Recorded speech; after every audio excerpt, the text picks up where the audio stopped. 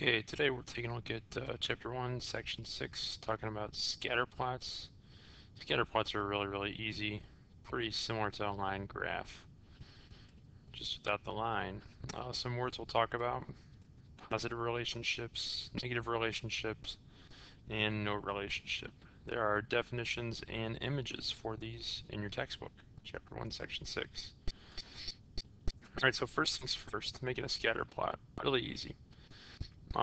You have a data set like we have here, and we're going to take and input that data set into a graph over here.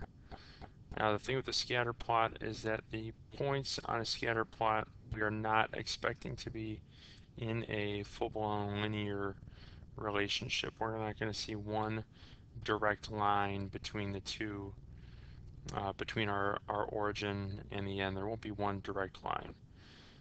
The lines will be, as it says in the title, scattered.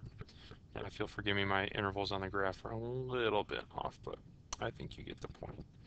So essentially, I'm plotting the snow in these months. You got no snow here, so 0, 0, 0. On October, we got a little bit. Go up a little there. November, got a little bit, and December, a lot of snow. Okay, congrats to myself. I just made a scatter plot. You can see points are all over the place. There's not a good linear relationship. In other words, I can't take this line and draw it straight through the points. Definitely does not work. So we want to avoid even trying to do that. Wrong answer. However, sometimes scatter plots can show a relationship. So this particular scatter plot here says days in October, so the second day, fourth day, sixth day, all the way till the end of October. And then it shows the average high temperature.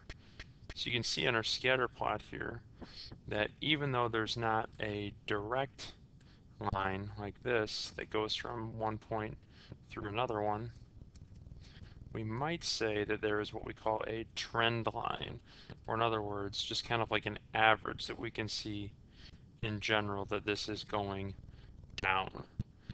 And in this case with our scatter plot, this would be called a negative relationship.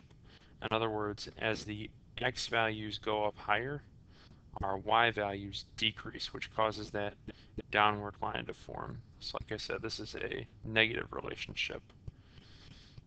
If for some reason our graph were to look like this,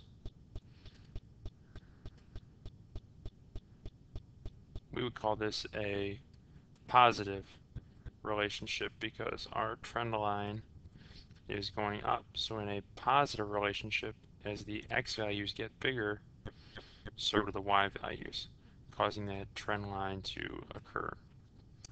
And the third type we're going to look back at would be our original one, which this one we would call no relationship, because as the x values increase over time, the y values, they do decrease, but then they increase again back here. So as we said before, there's no relationship here. There's no connection. I can't say that at the end of this that my y values are going to be lower than what they were at the beginning or higher. So we call this no relationship.